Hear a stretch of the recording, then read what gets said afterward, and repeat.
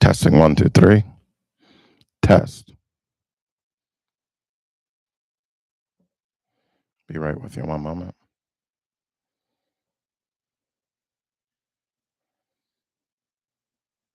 Testing one, two, three. Testing one, two, three. Bless the Lord, O my soul, all that's within me. Bless his holy name. May the words of my mouth and the meditation of my heart be acceptable before you, God, my strength and my redeemer. I'd like to share a couple thoughts with you for this week's Torah portion. The concept is coming off of the concept of the power of the closed door.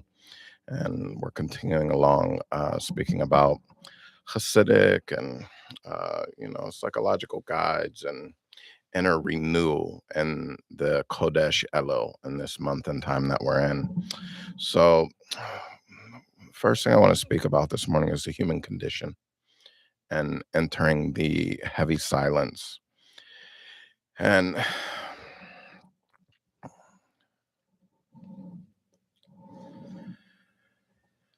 I wish you a early Shabbat Shalom. And we're going to open our time together today by talking about the universal human experience that we rarely speak about out loud, but that every single soul that's listening right now knows very intimately. And I want to talk to you about the weight of the closed door. We all know what it feels like when life is flowing smoothly. We know the rhythm of connection, the high energy momentum of productivity, and the baseline comfort of knowing exactly where we stand with our goals, with our work, with our relationships. And in those moments, the world feels wide open. But then something shifts. Suddenly, a door closes. A pipeline of communication that used to be wide open, it dries up. A relationship that used to be vibrant becomes quiet, distant, or heavy.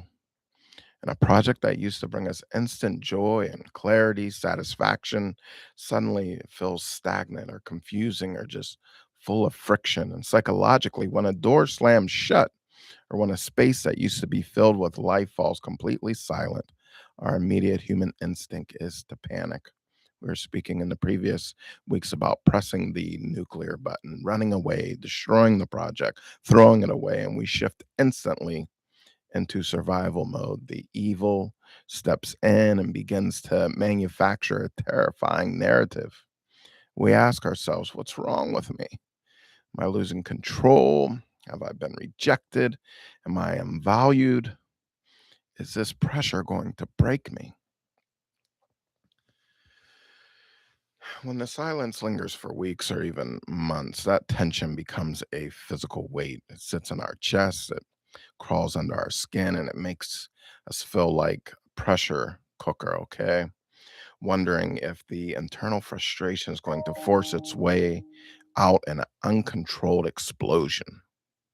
The emotional baseline shifts from security to exhaustion. We feel isolated, blocked, and deeply misunderstood. But today, as we stand together in the opening gates, still in the holy month of Elul, I want to offer you a radical, life altering psychological and spiritual framework.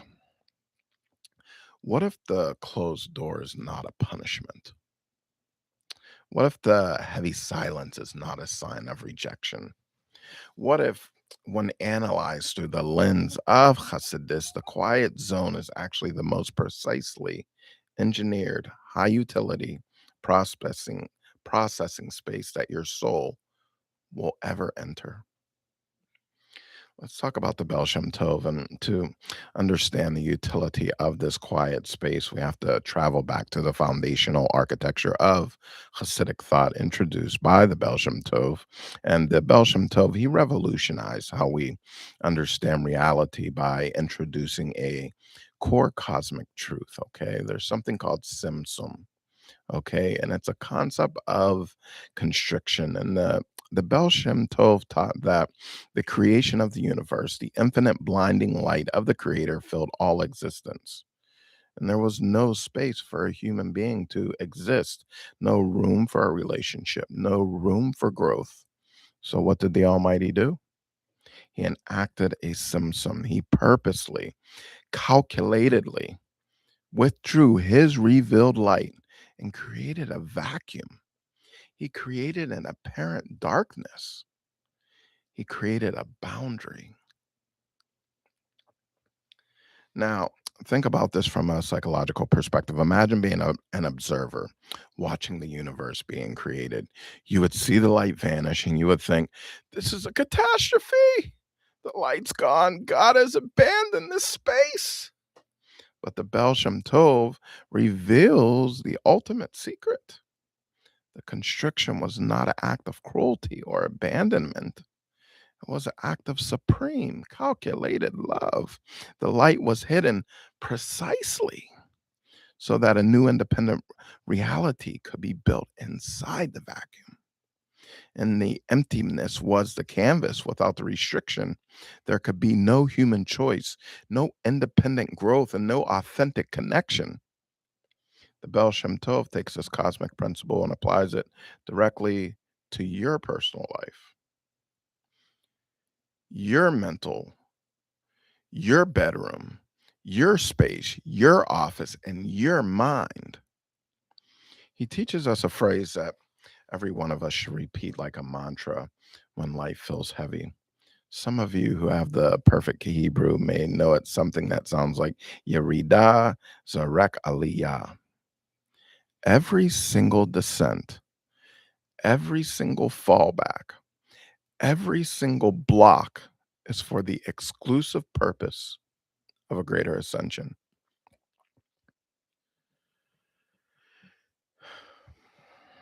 When a pipeline in your life closes, it is a personal symptom, this construction, this constriction, and the external validation, the easy flow of energy, and the instant satisfaction are temporarily withdrawn. Why?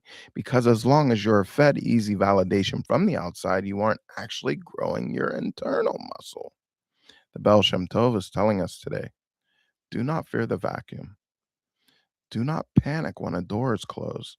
The emptiness you may feel right now, it's not a black hole.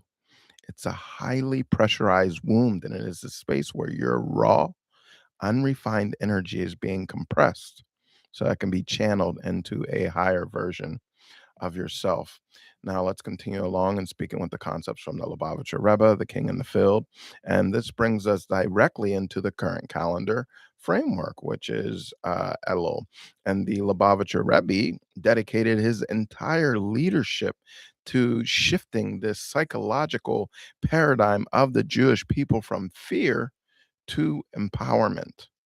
For centuries, people view this time in this month as a terrifying time of judgment, a month where we look at our flaws and we tremble. But the Rebbe stood up and echoed a famous parable from the Alter Rebbe, the founder of Chabad, completely transforming how we look at this month.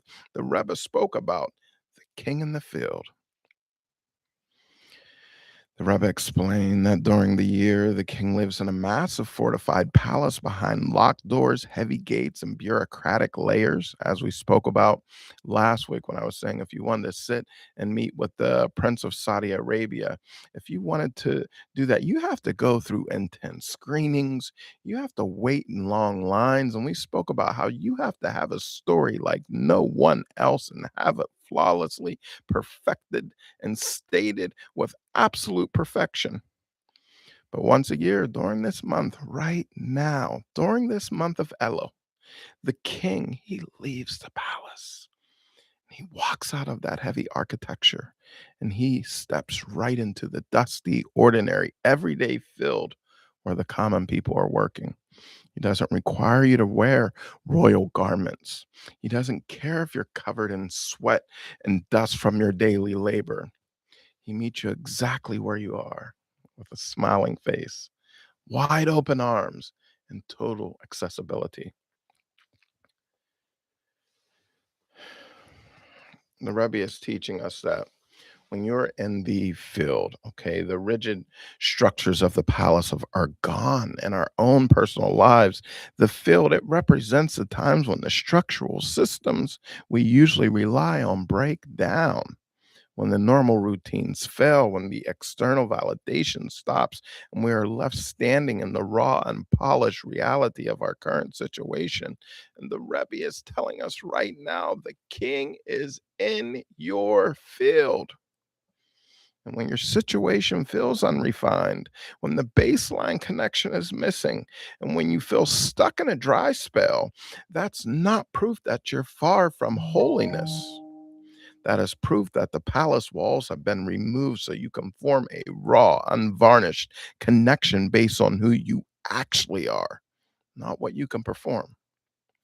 The Rebbe's Elul, this time framework, demands that we look at our current limitations not as a permanent prison, but as a temporary field where the absolute highest essence of our soul is waiting to be met and unlocked. So, my friends, how do we take the cosmic wisdom of the Bel Shem Tov and this revolutionary optimism of the Lubavitcher Rebbe and apply it to our mental well being this very week, this very day, this very moment? How do we stop our self worth from tanking when a door in our life is locked?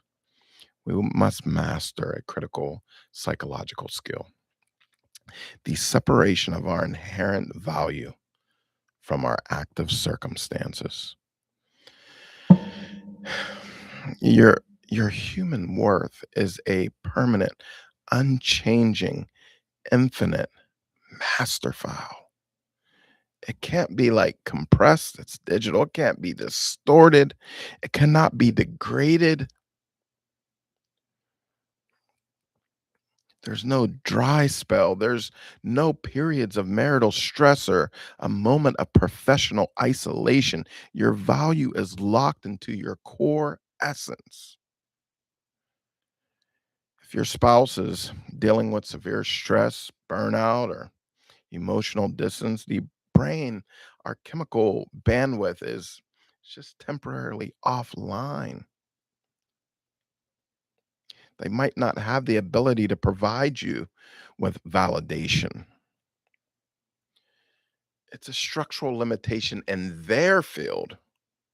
It's not an evaluation of your desirability or your value as a human being. If you allow your self esteem to be hostage to external conditions, you will spend your entire life in a state of chronic anxiety. You will turn into an approval seeker, constantly performing tasks, walking on eggshells, or frantically adjusting your expectations and actions, hoping to force an external response. And Hasidus says, no, stop the transaction. Take the focus off of the closed door. Stop staring at the barrier. Stop stressing over what isn't happening. Instead, look at the immense capacity you have right now inside of your own territory. You use this highly pressurized, this symptom and this constriction and contraction period to diversify your personal growth portfolio. We channel that heavy building physical and mental energy into something pristine. You go into your personal bag, whether that means your actual creative work or your physical health or your intellectual pursuits or your acts of quiet, unconditional kindnesses for your house. You focus on building clean, high input pipelines where you have total control over the execution. When your anchor, your confidence within your own soul and your own actions, you drain the pressure valve of anxiety. You stop looking at your partner or your circumstances with resentment and you start looking at them with empathy. Coworkers, family members. You realize they're just fighting a heavy battle in their own field, and you have the strength to stand steady in yours. Friends, as we step Furthermore, into this month of Elul, let us choose to completely rewrite the narrative of our struggles, okay? Let us stand up and tell the masses that a closed door is not the end of the show. It's the ultimate invitation to go ahead and upgrade everything that's in your life right now. And we're going to stop settling for, fuzzy and anxious versions of our existence. And we're going to bypass, flaws of human worry and connect our hearts directly to the infinite master source. This week, when heaviness creeps in and we don't run away, we're not going to panic. We're not going to doubt our self worth. We're not going to press the nuclear button. You look at the silence and we say, the king is right here with me in this field. And this restriction is just a setup for my greatest breakthrough. Let us take our raw energy, our frustrations, our focus, and our talents, and let us invest them into building an uncompromised, high fidelity future and life. And let us support one another and validate one another and elevate our entire communities by showing what it looks like to stay completely in control of our actions and our integrity and our faith. Through this deep psychological shift and this profound Hasidic awakening, we will transform these symptoms, these constrictions, these darknesses into explosions of revealed light. And we will walk out of the dusty fields of our limitations and straight into the ultimate permanent place of internal peace, emotional freedom, and the ultimate complete redemption with the coming of Mashiach immediately, right now. Wishing you all most beautiful, wonderful, whole, full, and blessed Shabbat Shalom.